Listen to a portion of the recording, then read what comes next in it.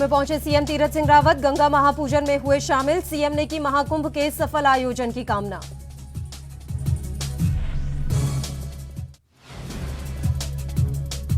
Dehradun BJP मुख्यालय पर मनाया गया पार्टी का स्थापना दिवस। सीएम तीरथ और प्रदेश अध्यक्ष मदन कौशिक समेत कई बड़े नेता रहे मौजूद।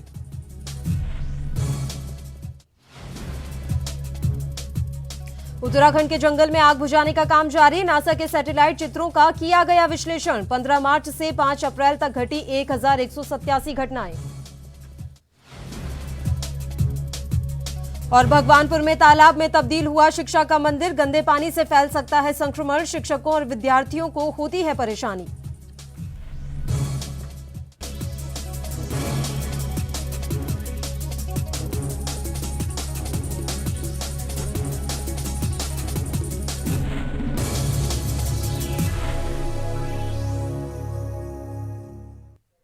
नमस्कार, एएनबी न्यूज देख रहे हैं आप। मैं हूं आपके साथ पल्लवी राजपूत और हमारे खास कार्यक्रम आप उत्तराखंड में आप सभी का स्वागत है। चलिए रुख करते हैं खबरों का।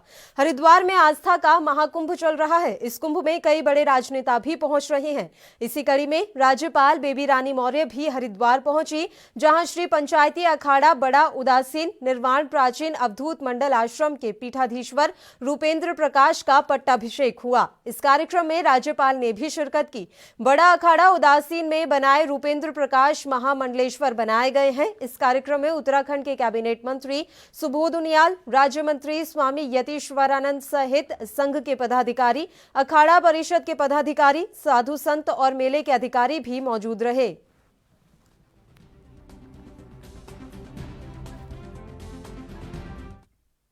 आज भारतीय जनता पार्टी के नेताओं और कार्यकर्ताओं ने पार्टी का स्थापना दिवस मनाया। प्रदेश अध्यक्ष मदन कौशिक ने इस अवसर पर कहा कि पूरे देश की तरह प्रदेश भर में पार्टी का स्थापना दिवस धूमधाम से मनाया गया और राष्ट्र प्रेम व सेवा भाव के साथ जिस तरह हम आगे बढ़ रहे हैं वो सौभाग्य की बात है। उन्होंने कहा कि सेवा भाव के चलते ही बीजेपी आज पूरे विश्व की सबसे बड़ी पार्टी के रूप में उभर कर सामने आई है। वहीं इस अवसर पर मुख्यमंत्री तीरथ सिंह रावत ने कहा कि अटल जी के नेतृत्व में भारतीय जनता पार्टी की स्थापना हुई। अटल जी ने कहा था, अंधेरा छटेगा, सूरज उगेगा, कमल खिलेगा। आज भारतीय जनता पार्टी का कमल पूरे देश में खिल रहा है और भारतीय जनता पार्टी विश्व की सबसे बड़ी पार्टी है।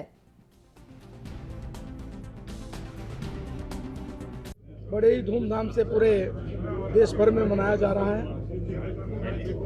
हमारे राष्ट्रीय अध्यक्ष आदरणीय नड्डा जी, देश के प्रधानमंत्री आदरणीय नरेंद्र मोदी जी के सामूहिक रूप से बैठकर सबने विचार सुने हैं। आज यहाँ प्रदेश कार्यालय पर हम लोगों ने भी पार्टी का स्थापना दिवस बड़े धूमधाम से मनाया है।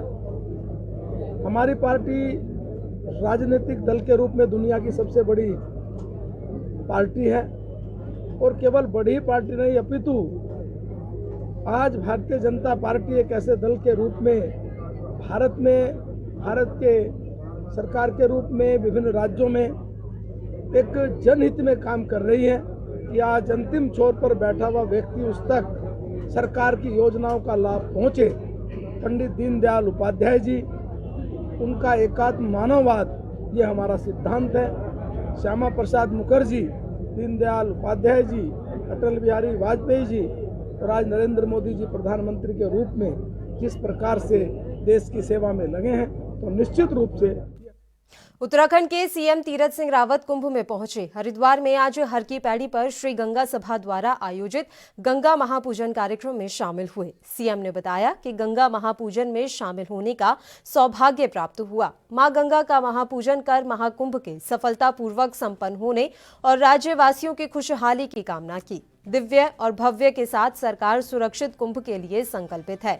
महापूजन के दौरान हरिद्वार के 3 संस्कृत महाविद्यालयों से आए 151 आचार्यों ने चारों ओर से मंत्रों उच्चार और शंखनाद किया। इस अवसर पर विधानसभा अध्यक्ष श्री प्रेमचंद्र अग्रवाल भी मौजूद रहे।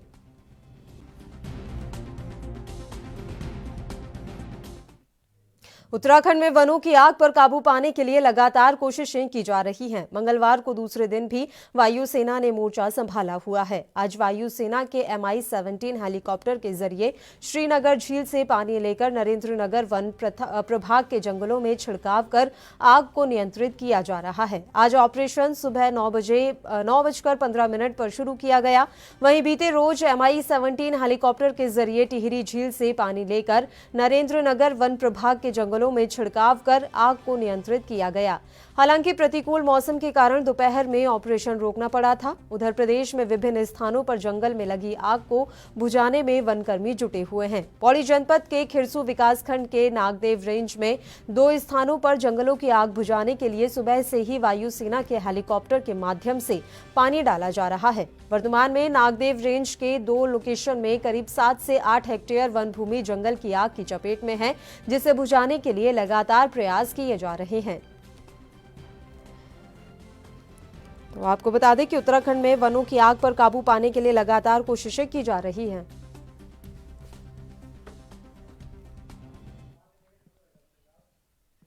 तो उत्तराखंड में जंगल की आग दिनों दिन भीषण हो रही है। हालांकि लगातार आग बुझाने की कोशिशें भी जारी हैं, लेकिन जिस तरह आग बढ़ रही है उसने जंगल के साथ ही वन्य जीवों को भी खासा नुकसान पहुंचाया है।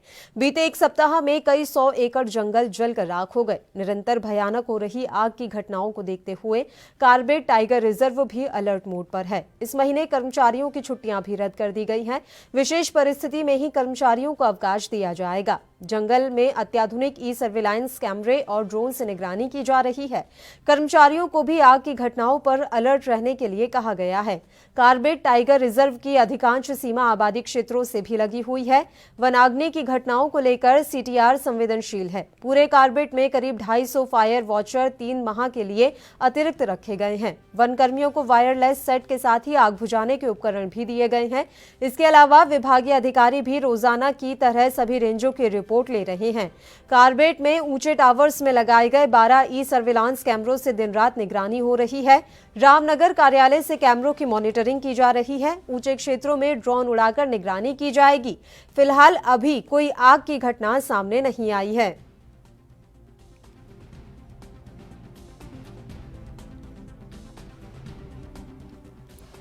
तो आपको बता दें कि उत्तराखंड में वनों की आग पर काबू पाने के लिए लगातार कोशिशें की जा रही हैं। मंगलवार को दूसरे दिन भी वायुसेना ने मोर्चा संभाला हुआ है। उधर आपको ये भी जानकारी हम दे दें कि लगातार आग की घटनाओं से प्रशासन काफ़ी चिंतित है। जितने भी इस समय वन विभाग के कर्मचारी हैं वो काफ़ी इस समय परेशान नजर आ रहे हैं। उत्तराखंड के जंगल लगातार आग के कारण धधक रहे हैं।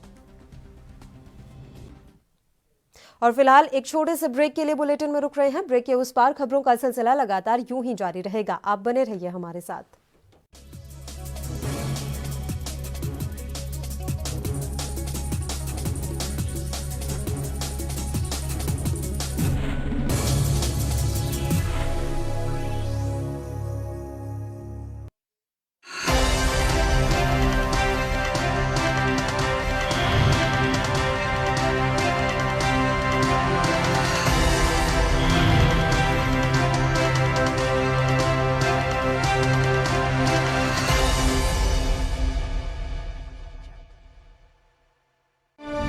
ਸਰਕਾਰੀ ਸਕੂਲਾਂ ਵਿੱਚ ਬਣਵਾਏ 6984 ਕਲਾਸਰੂਮ, 292 ਸਾਇੰਸ ਲੈਬੋਰੇਟਰੀ ਅਤੇ 304 ਲਾਇਬ੍ਰੇਰੀਆਂ। 4 ਵਰਿਆਂ ਤੋਂ ਸਿੱਖਿਆ ਦਾ ਮਿਆਰ ਉੱਚਾ ਚੁੱਕਦੀ ਹੋਈ ਪੰਜਾਬ ਸਰਕਾਰ। कम ब्रेक और ज्यादा खबरों के साथ देखिए ANB न्यूज।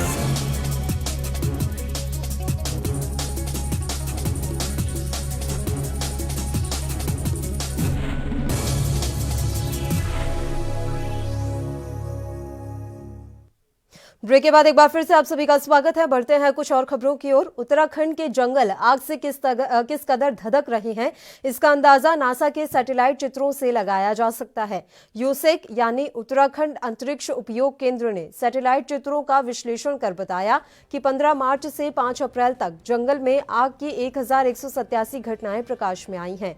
इनमें से 679 घटनाएं 1 अप्रैल से 5 अप्रैल के बीच की हैं। यूसेक निदेशक डॉक्टर MPS बिष्ट के मुताबिक आग की स्थिति का पता लगाने के लिए नासा के सैटेलाइट मोडी C6 के चित्रों का विश्लेषण किया गया।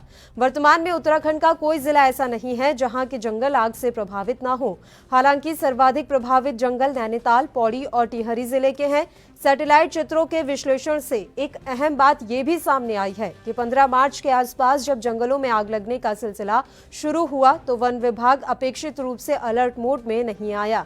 15 मार्च से 31 मार्च तक जंगलों में आग की कुल 508 घटनाएं पाई गई। अगर आग को नियंत्रित करने के लिए तभी बेहतर उपाय कर लिए जाते तो यह आंकड़ा 1187 तक ना पहुंचता।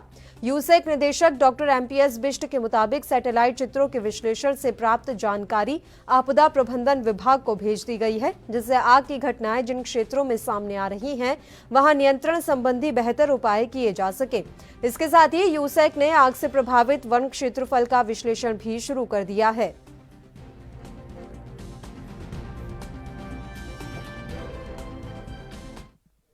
और इस खबर पर तमाम जानकारी देने के लिए मेरे सहयोगी हितेंद्र इस समय फोन लाइन पर जुड़े हुए हैं। सीधा उन्हीं का रुख कर लेते हैं। हितेंद्र, बड़ी जानकारी मिल रही है। नासा के सैटेलाइट चित्रों के जरिए ये पता लगाया गया है कि 15 जो तारीख है उससे लेकर अब तक काफी आग यहाँ जंगलों में पाई गई है। बताया जा रहा है कि 1187 आग की घटनाएं अब तक हो चुकी हैं। ये जानकारी हैरान कर देने वाली है अपने आप में। और उत्तराखंड अंतरिक्ष उपयोग केंद्र इन जो सैटेलाइट से जो चित्र मिले हैं, जो तस्वीरें सैटेलाइट से मिली हैं नासा की तरफ से, उसका विश्लेषण कर रहा है। और तब ये जानकारी सामने आई है कि 1187 घटनाएं अब तक सामने आ चुकी हैं। और लगातार इस तरीके की रोज हम अपने दर्शकों तक खबर दिखा रहे हैं, जो उत्तराखंड से खबरें सामने आ रही हैं लगातार, कि किस तरीके से वहां पर आग लग रही है। हालांकि भारतीय वायुसेना के जवान और हेलीकॉप्टर की मदद से वहां पर आग बुझाने का काम कर रहे हैं, लेकिन अपने आप में हैरान कर देने वाली ये घटनाएं हैं। करीब 20 दिन की ये घटनाएं 15 मार्च से 5 अप्रैल के बीच में। और इसमें सबसे ज्यादा मैं आपको बता दूं, जो तस्वीरों में साफ तौर पर दिखाया भी गया है, नैनीताल में 165 घटनाएं सामने आई हैं। अपने दर्शकों को बता रहे हैं कि जिलेवार किस तरीके से ये घटनाएं सामने आई हैं। नैनीताल में 165, पौड़ी में 152 आग लगने की घटनाएं आई और बिल्कुल हितेंद्र, उत्तराखंड में ये आगजनी की घटनाएं लगातार बढ़ती जा रही हैं और अब आपदा प्रबंधन को ये देखना है कि किस तरीके से स्थितियों पर काबू पाया जा सके। शुक्रिया हितेंद्र, तमाम जानकारी देने के लिए आप हमारे साथ जुड़े। और इस बीच चंडीगढ़ से इस वक्त की बड़ी खबर से आपको रूबरू करवा देते हैं। ANB न्यूज पर इस वक्त की बड़ी खबर, रात्रि कर्फ्यू लगाने का आदेश जारी कर दिया गया है। चंडीगढ़ से ये बड़ी जानकारी। पंजाब के बाद अब चंडीगढ़ में भी नाइट कर्फ्यू लागू कर दिया गया है। कोरोना के बढ़ते केसेस के मद्देनजर ये अहम फैसला लिया गया है।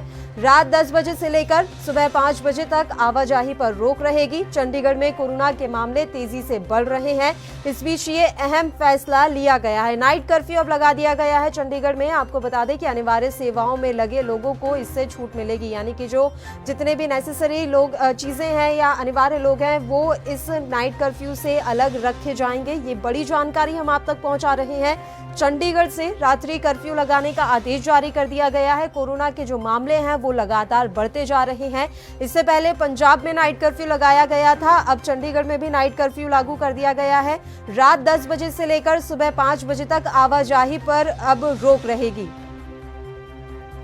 हमारे सहयोगी जगतार सिंह भुल्लर जी इस समय फोन लाइन पर जुड़ गए हैं। जगतार सिंह भुल्लर जी, ये अहम फैसला यहां पर लिया गया है, चंडीगढ़ में अब नाइट कर्फ्यू लागू रहेगा। बिल्कुल, निश्चित तौर पे आज पंजाब के राज्यपाल और चंडीगढ़ प्रशासन के जो प्रशासक है VP सिंह बदनौर, उनकी तरफ से आज मीटिंग की गई और मीटिंग के बाद जो डिसीजन लिया गया कि आज से ही रात 10 बजे से लेकर सुबह के 5 बजे तक कर्फ्यू लागू करने का निर्णय लिया गया। और ये भी कहा कि इस समय दौरान कोई भी सभा, पार्टी, गैर जरूरी गतिविधियां आदि की भी अनुमति नहीं दी जाएगी। और जो रेस्टोरेंट है वो रात के 10 बजे तक बंद करने होंगे।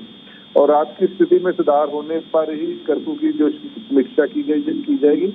और चंडीगढ़ प्रशासन की तरफ से पुलिस प्रशासन को आदेश दिए गए कि रात के कर्फ्यू को लेकर सख्ती की जाए और निश्चित किया जाए ऑर्डर कि उल्लंघन हो, क्योंकि लगातार चंडीगढ़ में जो केस है वो बढ़ते जा रहे हैं। और इसके मद्देनजर ही आज जो फैसला प्रशासन की तरफ से लिया गया। और अगर हम बात कोरोना की स्थितियों को काबू में करने के लिए अहम फैसला यहां पर लिया गया है। बहुत बहुत शुक्रिया जगतार जी, आप हमारे साथ जुड़े तमाम जानकारी देने के लिए। तो आपको बता दें कि रात 10 बजे से लेकर सुबह 5 बजे तक अब आवाजाही पर रोक रहेगी। चंडीगढ़ में नाइट कर्फ्यू लागू हो गया है। और एक छोटे से ब्रेक के लिए यहां रुक रहे हैं, फौरन हाजिर होंगे। क्या आप दुबले पतले कमजोर हैं, आपकी सेहत नहीं बनती? भूख कम लगती है, वजन नहीं बढ़ता? दरअसल मेन बात खाना पीना खाना नहीं है, मेन बात है खाया पिया लगना। और अगर खाया पिया लगेगा ही नहीं तो सेहत बनेगी कैसे? इसलिए हमारी संस्था सन्यासी आयुर्वेदा ने एक ऐसी दवा बनाई है जो कि आपके पाचन तंत्र को, आपके लीवर सिस्टम को ठीक करने का काम करती है, ताकि आप जो भी खाएं उसका पूरे का पूरा निचोड़ आपके शरीर को लगे, आपकी भूख बढ़े, खाया पिया सही से लगे, नया खून बने, हड्डियों में जान आए, वजन बढ़े, ताकत बढ़े, चेहरे पर नूर आए और आप मोटे तगड़े खूबसूरत पर्सनैलिटी के मालिक बन जाएं। यह दवा पूरी तरह से आयुर्वेदिक होती है। इसका शरीर पर कोई भी साइड इफेक्ट, कोई भी नुकसान या दुष्प्रभाव नहीं होता। लड़के लड़कियां दोनों इसका इस्तेमाल कर सकते हैं और पहले 15 दिन के अंदर ही आपको इसका असर महसूस हो जाएगा। सिर्फ 650 रुपए की पूरे 1 महीने की दवा होती है और आप इसे घर बैठे 01145454545 पर फोन करके दवा मंगवा सकते हैं। राष्ट्र धर्म 38 ਲੱਖ ਪਰਿਵਾਰਾਂ ਨੂੰ ਦਿੱਤਾ 5 ਲੱਖ ਰੁਪਏ ਤੱਕ ਦੇ ਇਲਾਜ ਲਈ ਮੁਫਤ ਸਿਹਤ ਬੀਮਾ। 4 ਵਰਿਆਂ ਤੋਂ ਪੰਜਾਬੀਆਂ ਦੀ ਸਿਹਤ ਦਾ ਧਿਆਨ ਰੱਖਦੀ ਪੰਜਾਬ ਸਰਕਾਰ। कम ब्रेक और ज्यादा खबरों के साथ देखिए ANB news in channel number पर।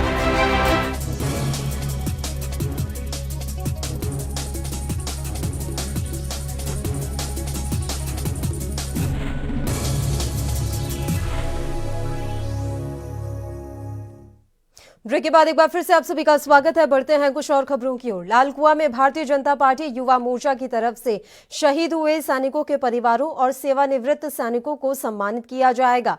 कार्यक्रम की जानकारी भाजयुमो जिला अध्यक्ष योगेश सिंह रजवाड़ ने दी। नैनीताल दूध संघ सभागार में आयोजित पत्रकार वार्ता में भाजयुमो जिला अध्यक्ष योगेश सिंह ने बताया कि सैनिकों के सम्मान के लिए बीजेपी युवा मोर्चा सदैव आगे रहता है और समय समय पर कार्यक्रम आयोजित किए जाते हैं।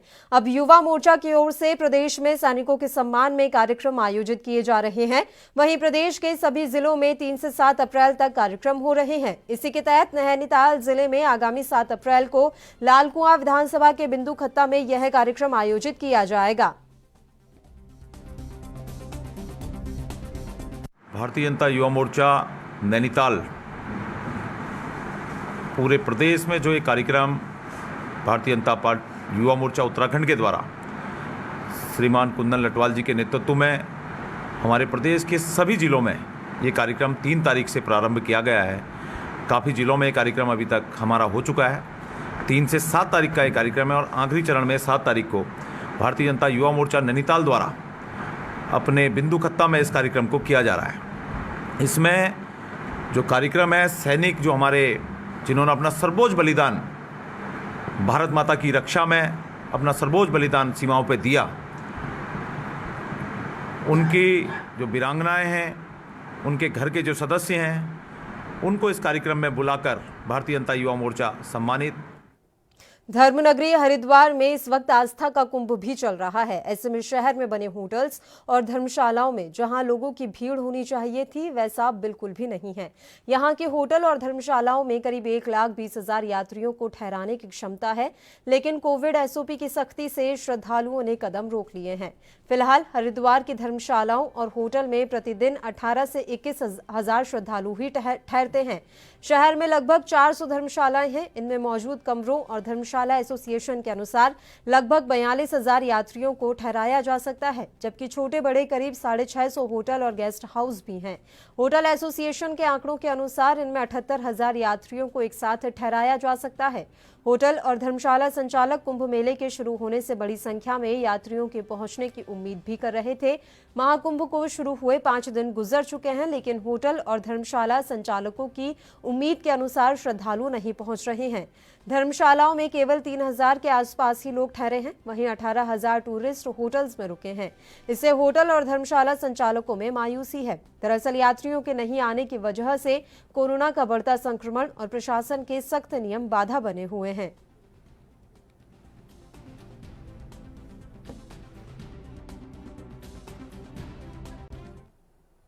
हरिद्वार के कुंभ मेला क्षेत्र में एक बड़ा हादसा हुआ है। रात करीब 1 बजे कुंभ मेले के लिए लगाए गए एयर बैलून में ब्लास्ट हो गया।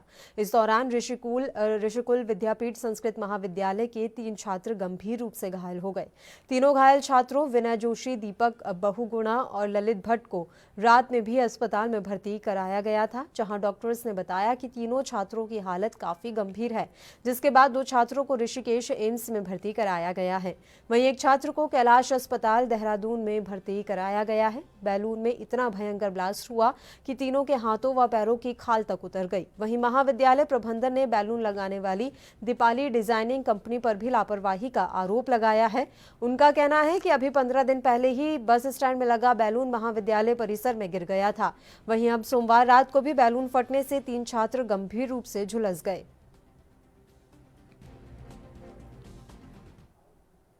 हाल ही में कुछ समय पहले उत्तराखंड और दिल्ली के नेताओं के बीच प्रदेश के शिक्षा मॉडल पर खूब जंग छिड़ी थी। उत्तराखंड सरकार के नेता बेहतर शिक्षा मुहैया कराने का दावा कर रहे थे, लेकिन राज्य में शिक्षा के ऐसे मंदिर भी हैं जहां का नजारा हैरान कर देने वाला है। सरकारी शिक्षा और व्यवस्थाओं को देखकर आप खुद ही अंदाजा लगा सकते हैं। दरअसल उत्तराखंड की भगवानपुर विधानसभा के गांव किशनपुर में एक सरकारी जूनियर हाई स्कूल है, जिसकी तस्वीरें आप देखिए। ये स्कूल अपनी बदहाली पर सरकारी सिस्टम को कोसता हुआ नजर आ रहा है। ये शिक्षा का मंदिर पिछले लंबे अरसे से तालाब में तब्दील है। विडंबना ये है कि हालात सुधरने के बजाय और बिगड़ते जा रहे हैं। इस स्कूल के साथ ही एक कंपनी है जिसका केमिकल वाला गंदा और जहरीला पानी भी इस स्कूल में आ रहा है, लेकिन इस पर किसी का भी ध्यान नहीं है।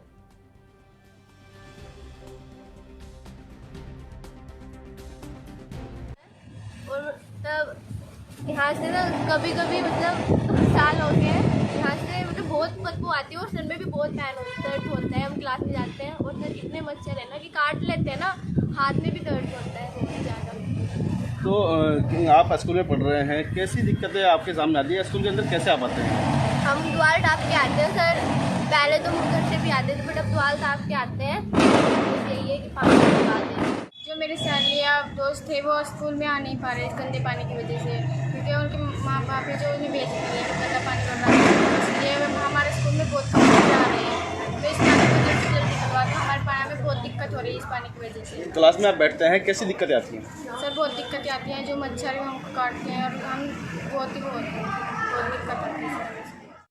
मुश्किल है कि हम या तो मॉर्टिन वगैरह जलाते हैं, करते हैं। फ़ैन, हमें सर्दी में भी फ़ैन चलाना पड़ता था पहले, जिससे कि थोड़ा मच्छर बाहर निकल जाए। उसके बाद फिर पढ़ाई कराई जाती है बच्चों को। तो ये विषम परिस्थितियाँ हैं जिसमें हम काम कर रहे हैं। और सबसे बड़ी प्रॉब्लम हमारे सामने आ रही है कि इस गंदे पानी और गंदगी की वजह से हमारी छात्र संख्या जो है, इसकी उपस्थिति वो कम हो रही है। वो भी चिंता का विषय है। हम बच्चों को यहाँ बुलाते हैं, बच्चे पढ़ने के लिए आते हैं और वो दीवार कूद के उनको आना पड़ रहा है स्कूल के अंदर।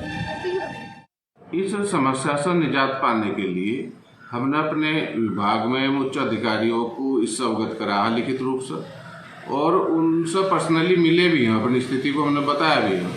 तो अब उसमें उनके स्तर पर जो भी कार्रवाई गतिमान हो रही होगी उसका क्या परिणाम होगा तो देखने में पता चलेगा। लेकिन हमारे स्तर पर वो अधिकारियों को अवगत कराएगा कि ये समस्या है, गंदा पानी स्कूल में घुसा गया और स्कूल में एंट्री गेट तक पानी लग गया। और वो गंदा पानी क्योंकि गाँव से निकल कर लैट्रिन का, पशु के नीचे का, फैक्ट्री वगैरह सकता सब केमिकल युक्त पानी आ रहा है। वो बदबूदार पानी है, काला पानी है, जिससे काफ़ी संक्रमण होने की स्थिति रहती है, चाहे उसमें स्टाफ भी हो चाहे बच्चे भी हैं। हमारा जूनियर हाई स्कूल किशनपुर लंबे समय से जल भराव की समस्या है। वहाँ पर पानी की निकासी की उचित व्यवस्था नहीं है, जिस कारण वहाँ पर जल भराव रहता है, जिसकी वजह से प्रधानाचार्य महोदय, समस्त हमारे स्टाफ और उससे भी ज़्यादा हमारे बच्चों को अत्यंत कठिनाई का सामना करना पड़ता है, जिस वजह से बच्चों के अभिभावक भी जाते हैं तो बहुत परेशान होते हैं। उनकी समस्या का मैंने संज्ञान लिया। संज्ञान लेकर के मेरी अभी SDM रुड़की से बात हुई है, नमामि बंसल जी से, और उन्होंने तत्काल कार्रवाई के आदेश दिए हैं। अपने कानून को वेदपाल जी को तुरंत भेजा है और वो स्थिति से अवगत करा के पानी निकासी को उचित प्रबंध करें। सितारगंज में भवनों का नक्शा स्वीकृत न हो पाने के कारण जनता को परेशानी हो रही है। इस संबंध में पालिका अध्यक्ष हरीश दुबे ने मुख्यमंत्री तीरथ सिंह रावत को ज्ञापन भेजा। पालिका अध्यक्ष हरीश दुबे ने बताया कि उत्तराखंड विकास प्राधिकरण द्वारा भवन के मानचित्र स्वीकृत कराने के नियम को स्थगित कर सन 2016 की स्थिति में लागू किया जाना तय किया गया है। ऐसी स्थिति में नगर सितारगंज में बनने वाले नए भवनों के मानचित्र को विकास प्राधिकरण द्वारा स्वीकृत नहीं किया जा रहा। अभी नगर पालिका कार्यालय सितारगंज को शासन द्वारा भवन के मानचित्र को स्वीकृत करने के लिए कोई स्पष्ट आदेश प्राप्त नहीं हुआ, जिस कारण नगर पालिका कार्यालय में भी नए भवनों के मानचित्र स्वीकृत नहीं किए जा रहे हैं। ऐसी स्थिति में जनता को भारी परेशानियों का सामना करना पड़ रहा है। लागू किए जाए। ऐसी स्थिति में क्या हो गया कि हमारे नगर सितारगंज में जो नए भवन बना रहे हैं, उन जो गृह स्वामी हैं, वो नक्शा जब पास कराने विकास प्राधिकरण जा रहे हैं तो वहां पे नक्शा पास नहीं हो पा रहा है, क्योंकि चूंकि वो प्राधिकरण स्थगित कर दिया गया है। नगर निकायों को, हमारी नगर पालिका को कोई स्पष्ट आदेश सरकार द्वारा आज तक नहीं आ पाया है। और इसी के साथ आपको उत्तराखंड में फिलहाल के लिए इतना ही। मुझे दीजिए इजाजत। देश प्रदेश की तमाम ताजा खबरों के लिए आप बने रहिए हमारे साथ। नमस्कार।